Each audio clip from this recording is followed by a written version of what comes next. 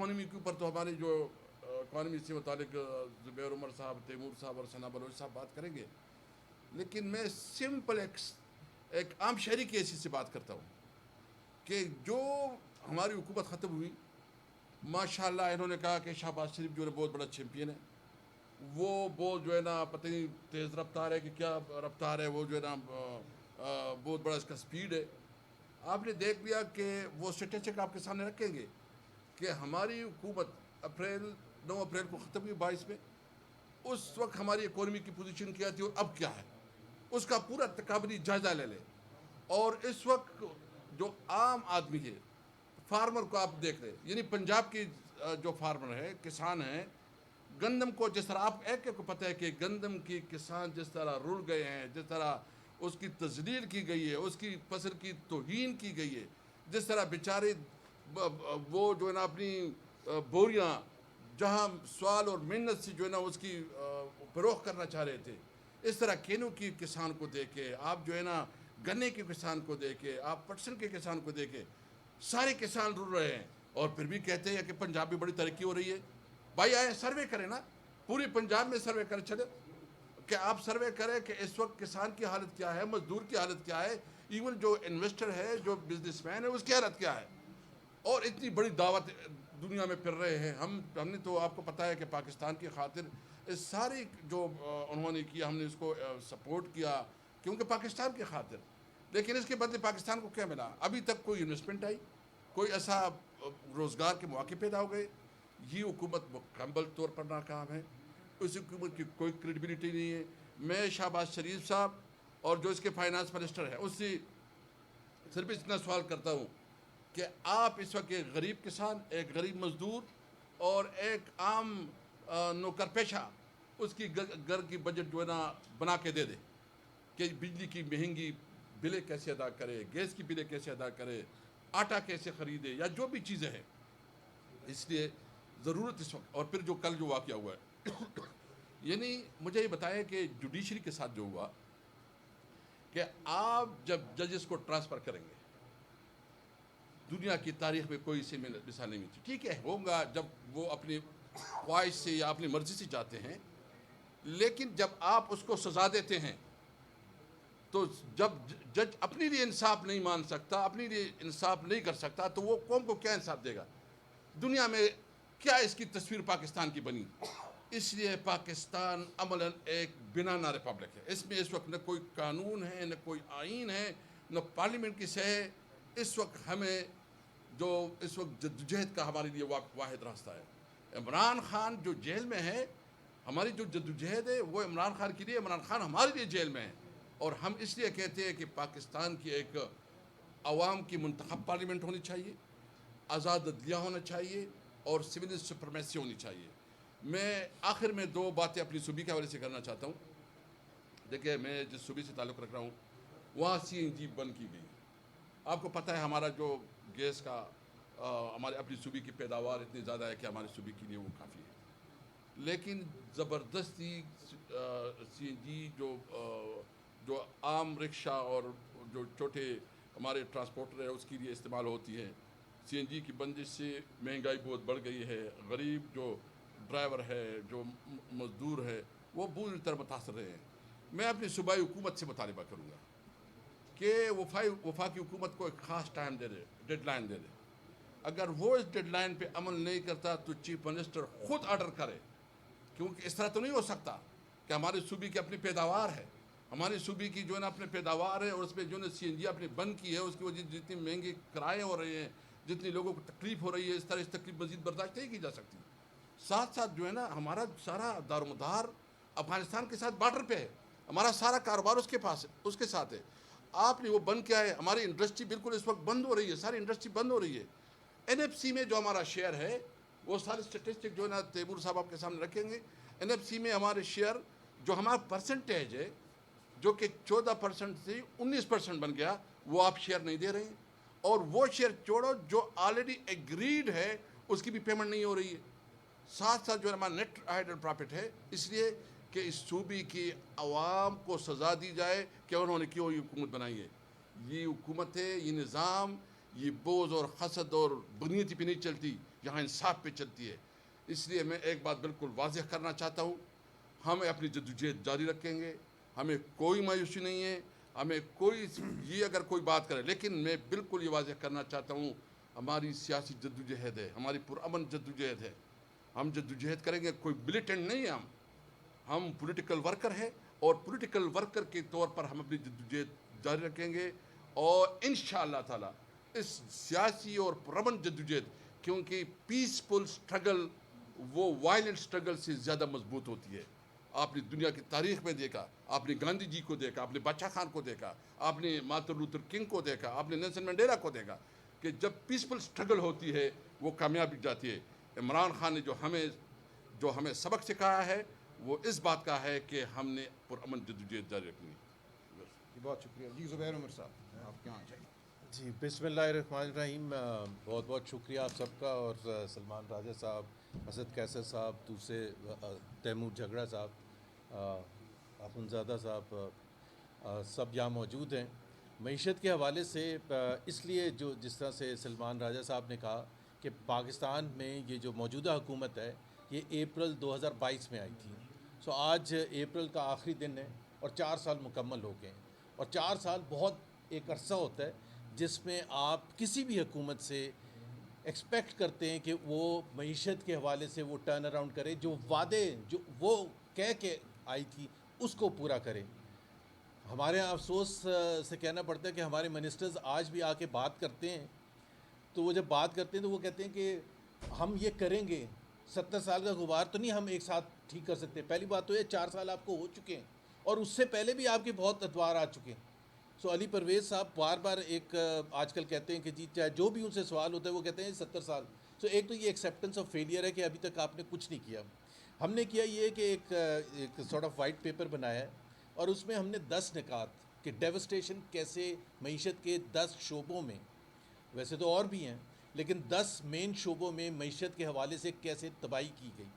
اب جب بھی تجزیہ کرتے ہیں تو 2 طریقے ایک ضرور ہوتے ہیں جو آپ کرتے ہیں. ایک تو یہ ہے کہ پچھلے ادوار کے ساتھ کہ جو آپ سے پہلے حکومت تھی یا اس سے پہلے حکومتیں تھیں, تو یا تاریخ میں کہ تناظر میں پرفارمنس کیسی ہے, وہ بہت امپورٹنٹ ہوتی ہے کہ تاریخ کے تناظر میں کیسی ہے. اور وہ ہم اس میں ڈیمونسٹریٹ کر کے دکھائیں گے کہ تاریخ کے حوالے سے یہ حکومت سب سے زیادہ نااہل ہے معیشت کے حوالے سے. اور دوسرا طریقہ کار یہ ہوتا ہے کہ آپ جو ہمارے ریجنل کنٹریز ہیں ان کے ساتھ کہ بنگلہ دیش کیسے کر رہا ہے, انڈیا کیسے کر رہا ہے, سری لنکا کیسے کر رہا ہے, دوسرے ممالک کیسے کر رہے ہیں, کیونکہ وہ خطے میں ایک ہی خطے میں رہتے ہیں اور ان کے مسائل ہمارے مسائل تقریباً سیم ہوتے ہیں. تو اگر ان کی ترقی کی رفتار بہت زیادہ ہے اور ہماری ترقی کی رفتار اس سے آدھے سے بھی کم ہے, تو پھر سوال تو بنتا ہے کہ بھائی وہاں کیسے وہ ترقی ہو رہی ہے اور یہاں کیسے. اگر وہاں مہنگائی بہت کم ہے, آدھی سے بھی کم ہے پاکستان کے مقابلے میں, تو پھر سوال تو بنتا ہے.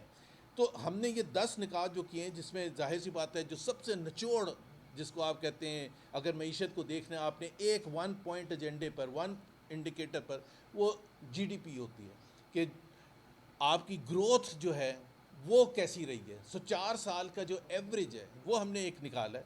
یہ بہت سی باتیں پہلے ہم کر چکے ہیں لیکن اس کو دہرانے کی اس لیے ضرورت ہے, اور ایک سمرائز کر کے دہرانے کی ضرورت یہ ہے کہ یاد دلانے کے لیے 4 سال آپ کے مکمل ہو گئے اور کتنے برے طریقے سے یہ حکومت ناکام ہوئی ہے.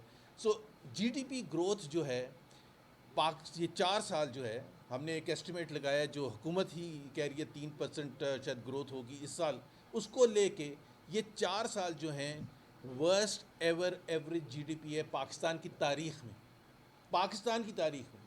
اور ہر حکومت جو آتی ہے اس میں کچھ مشکلات آتی ہیں. اب ان کے لیے یہ کہتے ہیں کہ جی وار آ گئی, وار تو ابھی آئی ہے 28 فروری کو شروع ہوئی تھی, اس سے پہلے تو بالکل حالات ٹھیک تھے. سو ورسٹ ایور.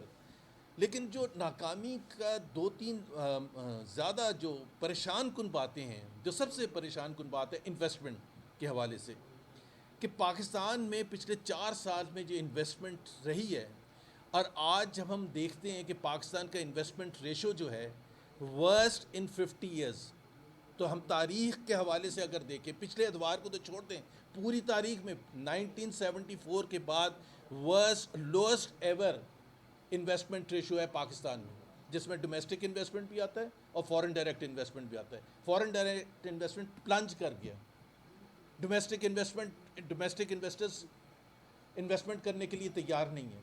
سو جب انویسٹمنٹ ہی نہیں ہوگا تو روزگار کیسے پیدا ہوگا, ٹیکسز زیادہ کیسے آئیں گے, ایکسپورٹ کیسے بڑھے گی, ایک آپ کو ایک ایسا حوصلہ کیسے ملے گا کہ پاکستان میں اگر ترقی کی رفتار ہونی ہے آئندہ چند سالوں میں تو اس کی انویسٹمنٹ آج ہونی چاہیے. سو پچھلے 4 سال کا اگر ہم پیریڈ اٹھا کے دیکھیں تو انویسٹمنٹ بالکل ہی بیٹھ گیا ہے.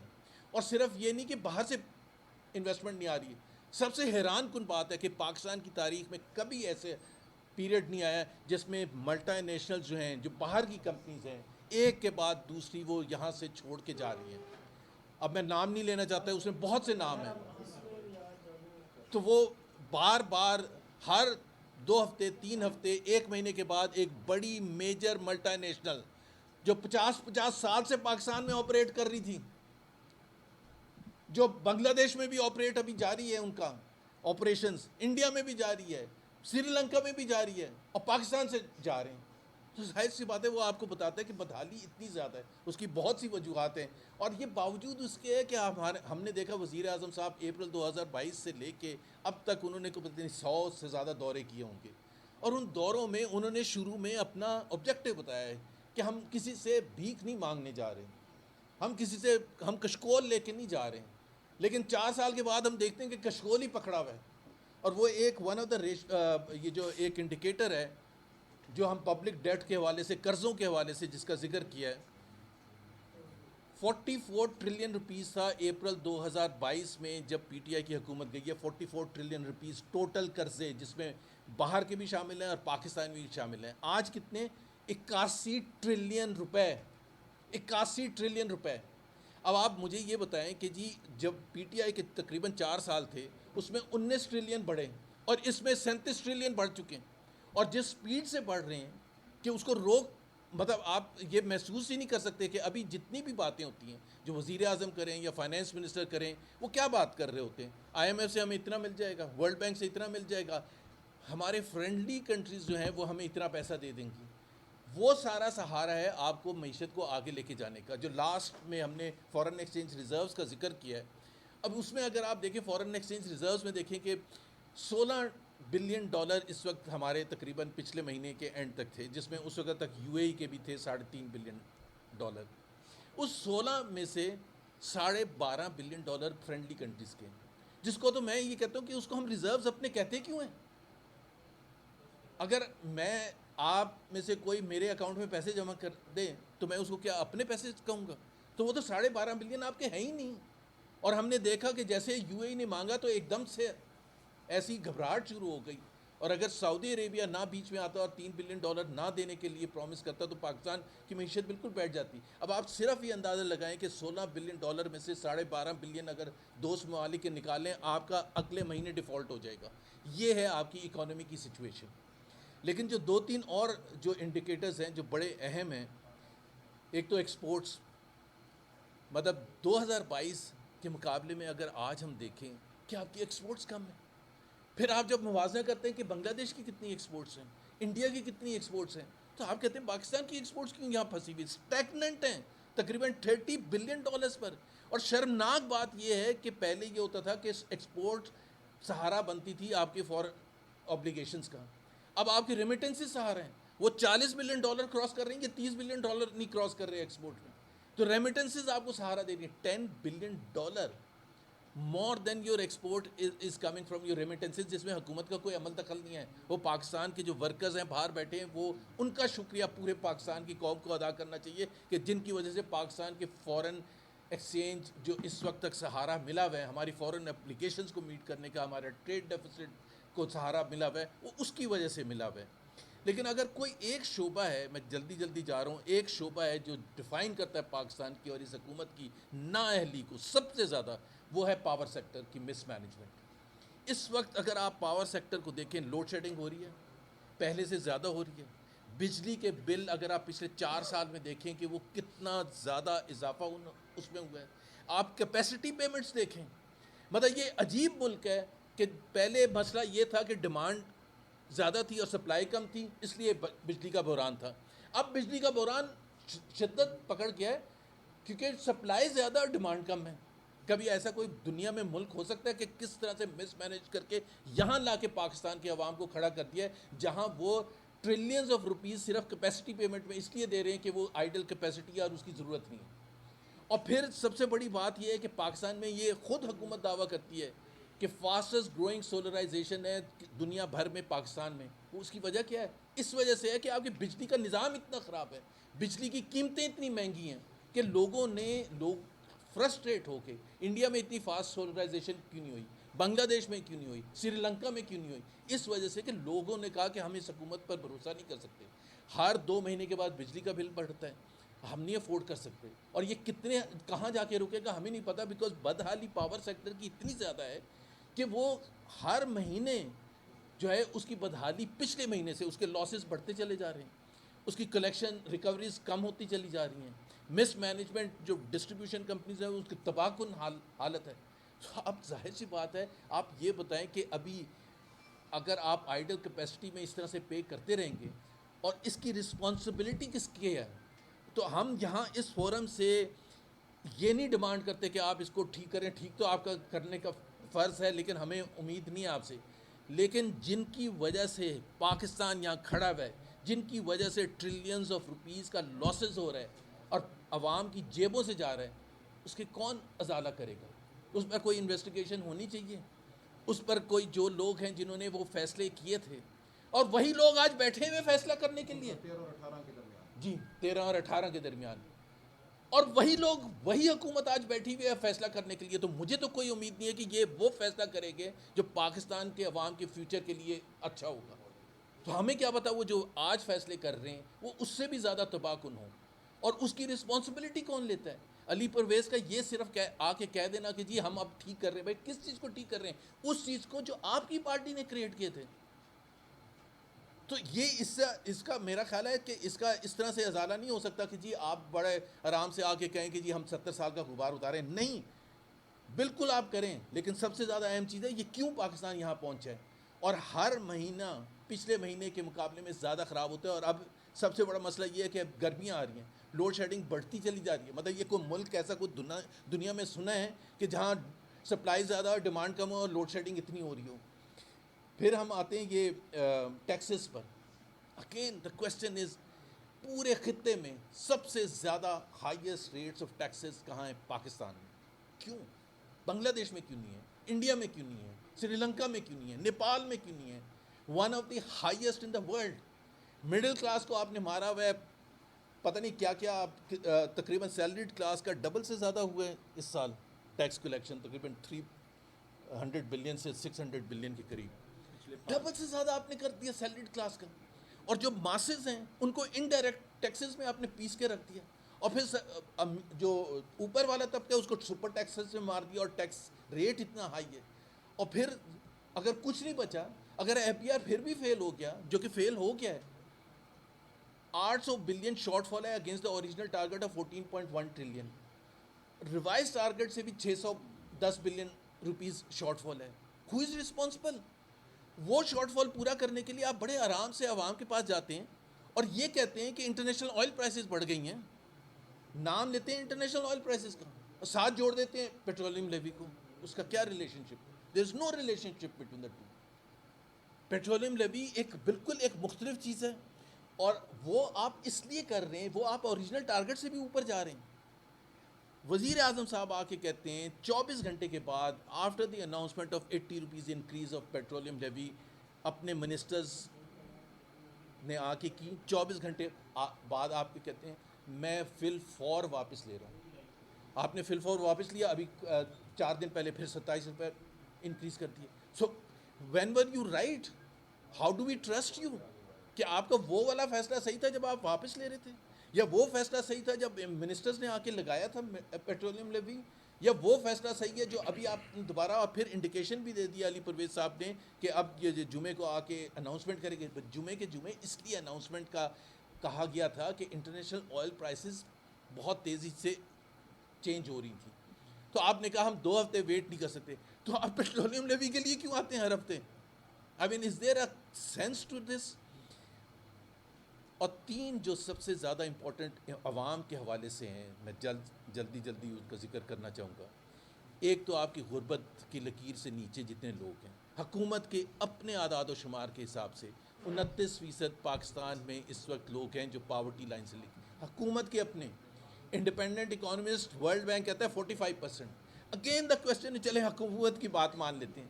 Y is it the most highest in the entire region? Bangladesh کو دیکھ لیں, سری لنکا کو دیکھ لیں, نیپال کو دیکھ لیں, انڈیا کو دیکھ لیں. Why people below the poverty line more compare to India, Bangladesh, Cambodia, Vietnam and others? دوسرا آپ کا unemployment. Again unemployment Pakistan کی حکومت کے اعداد و شمار کے حساب سے 7.1% ہے, again the highest in the region.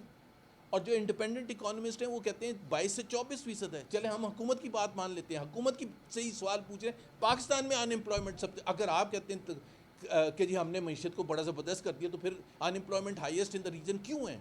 I mean this is a fundamental question. Policy rate Pakistan میں 11.5%, باقی کون سی کنٹری ہے جس میں 11.5% ہے؟ سو دس is a fundamental question. Inflation آپ دیکھیں پچھلے 4 سال کا اگر آپ دیکھیں کہ اتنی زیادہ مہنگائی کی گئی ہے, اتنی زیادہ کہ جو 2022 میں جو چیزیں اشیاء آپ پوری ملا کے اگر آپ 18,000 روپے میں گزارا کرتے تھے, آج آپ کو 50,000 چاہیے. 60 سے 65% آپ کی پرچیزنگ پاور ایروڈ ہو چکی ہے بیکاز آف دی انفلیشن. اور وہ انفلیشن کا وہ جو انفلیکٹ کیا تھا پین 2022, 2023, 2024 میں, اس میں اگر مستحکم ہوئی ہے وہ پرائسز, اس وجہ سے نہیں ہوئی ہے کہ حکومت نے کوئی بڑے زبردست کارنامے انجام دیے. وہ ڈیمانڈ کمپریشن ہے. ظاہر ہے ایک آپ قیمت کو اتنا آگے تک لے کے چلے جائیں گے, عوام کی قوت خرید سے باہر ہو جاتا ہے. تو اس وجہ سے وہ آپ کی ڈیمانڈ اگر واپس وہیں آ جائے تو آپ کی پھر پرائسز, اور ابھی بھی جو آپ کا سینسٹیو پرائس انڈیکس ہے وہ 13.9% پر پہنچ چکا ہے, which is again the highest in the last 2 years. اور اسی رفتار سے اگر چلتا رہا تو ظاہر سے لوگوں کی زندگیاں بہت خراب ہوں گی. Thank you very much. شکریہ آپ تمام صحافی حضرات کا. محترم کیسر صاحب, سلمان صاحب, زبیر صاحب اور جگڑا صاحب, میرے خیال تفصیل میں جو ملکی صورتحال پہ ان پہ بات بھی کر رہے ہیں اور کریں گے بھی. میں صرف آپ کے سامنے چند ایک گزارشات لے کے آیا ہوں بلوچستان کے حوالے سے. ایک تو یہ ہے کہ جو ملک کے اندر جو سیاسی صورتحال ہے, خیر کو آپ کے سامنے انتہائی ابتر ہے. 2024 کے بعد سے تمام ادارے یرغمال بنا دیے گئے ہیں. ملک میں انصاف, آئین اور قانون نام کی کوئی چیز نہیں ہے. محترم عمران خان صاحب سمیت ان کی زوجہ محترمہ شاہ محمود قریشی صاحب, علی وزیر صاحب, ڈاکٹر مارنگ بلوچ اور دیگر خواتین جو بلوچستان میں یا نوجوان جو اس وقت یا لاپتہ ہیں یا گرفتار ہیں, ان تمام کے حوالے سے تقریباً ہمارے ہاں جو قومی ذرائع ابلاغ ہے یا میڈیا ہے اس پر ایک بلیک آؤٹ ہے. لیکن سوشل میڈیا کے توسط سے, آپ دوستوں کے توسط سے کچھ نہ کچھ بات شاید پاکستان کے لوگوں تک یہ بات پہنچ رہی ہے. اور یہ جو تمام ذکر زبیر صاحب نے آپ کے سامنے کیا, دیکھیں کسی بھی ملک کی معیشت, کسی بھی ملک میں امن سکون وہ تب ہوتا ہے جب اس ملک کے اندر ایک بڑا اچھی سی آئین ہو, ایک اچھا سا آئینی نظام ہو, اور آئین کے تحت صاف اور شفاف طریقے سے ایک منتخب اسمبلی ہو. پھر وہ اپنے آپ کو قابل احتساب سمجھتا ہے. اور وہ تمام چیزیں جو اس وقت بیان کی جا رہی ہے, پرٹیکولرلی میں بلوچستان کے کنٹیکس میں آپ سے ذکر کروں, 2024 کے بعد بلوچستان بحیثیت صوبہ ہی بیچ دیا گیا. اس کی اسمبلی جو بنائی گئی وہ تقریباً اس میں تمام نشستیں جو ہیں رنٹا پارٹی کا کلچر متعارف کروا کے 2 پارٹیوں نے اپنے کندھے, بالخصوص پیپلز پارٹی اور مسلم لیگ نے اپنے کندھے دیے, اور بلوچستان کے اندر ایک ایسا نظام بنا دیا گیا جہاں کروڑوں روپے میں, اربوں روپے میں صوبہ اسمبلی کی نشستیں بھی کی. پھر وزارت اعلیٰ کی جو نشست ہے وہ رنٹا چیف منسٹر ٹائپ کی چیزیں بلوچستان کے اندر لائی گئیں. اور آج آپ کے سامنے ہے کہ بلوچستان سے آپ کو ایک بھی پیار کا, محبت کا, سکون کا, ترقی کا, خوشحالی کا کوئی ایک لفظ بھی سننے کو نہیں ملتا. بلوچستان سے ماں سوائے چیخ و پکار کے, بلوچستان سے ماں سوائے گرفتاریوں کے, لاپتہ افراد کے جو ہے ان کے آو فغا کے, یا بلوچستان سے بم دھماکوں, قتل, غارت گری, لاشیں, اس کے علاوہ بلوچستان آدھا پاکستان ہے. پاکستان کی معیشت, پاکستان کی سیاست, پاکستان بحیثیت ریاست کیسے آگے بڑھے گا جب 62% پر مشتمل بلوچستان, آج جب ہم ایران کے ساتھ یہ تنازع کی بات کر رہے ہیں تو ہمارے مملکت ایران کے حوالے سے تو بڑی کوششیں ہو رہی ہیں کہ جی اس مسئلے کو حل کرنے کے لیے فیسیلیٹیٹر بنے, میڈیٹر بنے. 25 سال سے بلوچستان کا وفاق کے ساتھ ایک سیاسی تنازع چل رہا ہے. اس سیاسی تنازع کو حل کرنے کی بجائے آپ نے مزید اس کو پراگندہ کیا. آپ نے سفید ریش لوگوں کو, جس طرح آج محترم عمران خان صاحب کو قید میں کیا ہے, تو نواب اکبر خان بگٹی اور بلوچستان کی سیاسی قیادت کو ختم کرنے کے لیے آپ نے قتل و غارت گری کا سہارا لیا. آپ نے جو ہے لوگوں کو مزید محکوم بنایا، نو آبادیاتی طرز کے جو اسمبلیاں بنائیں. جو انگریز نظام نو آبادیات کا چھوڑ گیا تھا اس سے بھی زیادہ بدصورت نظام آپ بلوچستان کو دے کے گئے ہیں. اب میں آپ کو ایک بات بتاؤں، بلوچستان کی اہمیت پاکستان کے اس موجودہ جو عدم استحکام کی صورتحال ہے، یہ تو ایک صرف معاشی عدم استحکام کی صورتحال بیان کی جا رہی تھی. ایران کے اندر جو تنازع اس وقت چل رہا ہے، بلوچستان اسٹریٹ آف ہرمز کے دہانے سے شروع ہو کر کراچی تک ہے. بلوچستان ایک خطہ ہے، بلوچستان صرف ایک صوبہ نہیں ہے. اگر جو سنجیدہ سیاسی لوگ اس مسئلے کو سمجھتے ہیں، آبن ہرمز کے دہانے پر میناب گاؤں میں جہاں پر پہلی بمباری ہوئی 160 کے قریب بچیاں مری تھیں، بچے، اس سے لے کر یہاں تک اس پورے خطے میں آپ بلوچستان کو اتنا غیر سنجیدہ لے رہے ہیں. آپ بلوچستان کی رینٹا اسمبلیاں بنا رہی ہیں، رینٹا چیف منسٹر بنا رہے ہیں. بلوچستان کے اندر کرپشن اتنی دڑا دڑ ہو رہی ہے، جن لوگوں نے 70-80 کروڑ روپے میں 1 ارب روپے میں صوبہ اسمبلی کی نشستیں خریدی ہوں، سینٹ کی نشستیں خریدی ہوں، قومی اسمبلی کی نشستیں خریدی ہوں، 10-12 ارب روپے میں وزارت اعلیٰ کی کرسی خریدی جا رہی ہو. اب ایک نیا اور بھی بولی آنے والا ہے، کوئی نیا اور وزیر اعلیٰ بڑی بولی دے کے آ جائے گا.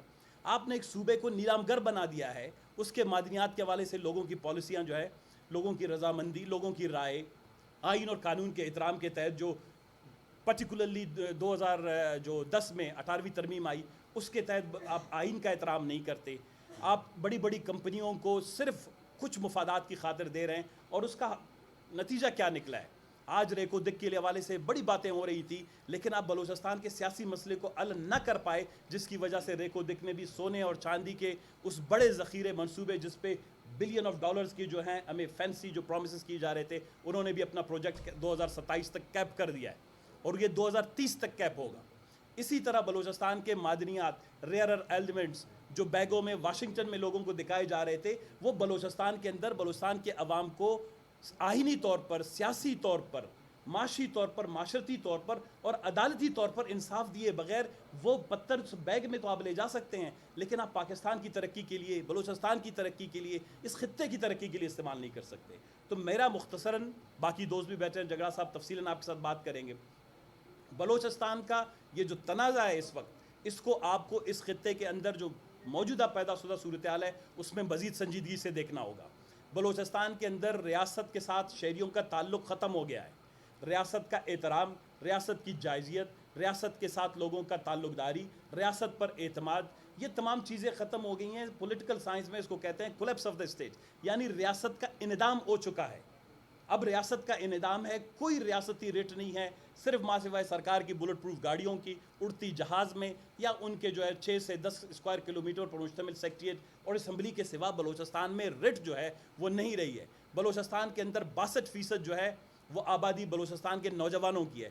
62% نوجوانوں کو آپ نے، یہ جو ابھی حکومتیں جتنی بھی آئی ہیں، یہ مقتدرہ اور اسلام آباد کی منظور نظر حکومتیں ہیں، انہوں نے بھی پروڈکٹیو سائڈ پہ پیداواری ذرائع پیدا کرنے کے لیے نہ انرجی کے انفراسٹرکچر پر توجہ دی، نہ صنعت کاری پر توجہ دی، نہ بلوچستان کی جو بلو اکانومی ہے جس کے بڑے شوشے ہونے چاہیے تھے، 20 سے 22 بلین ڈالر کا ہے. بلوچستان سونے کی چڑیا ہے، لیکن آج اس کو آپ نے اتنا زخمی کر دیا ہے کہ وہ ماں سوائے خون رسنے کے وہاں سے آپ کو سونا نہیں مل پا رہا.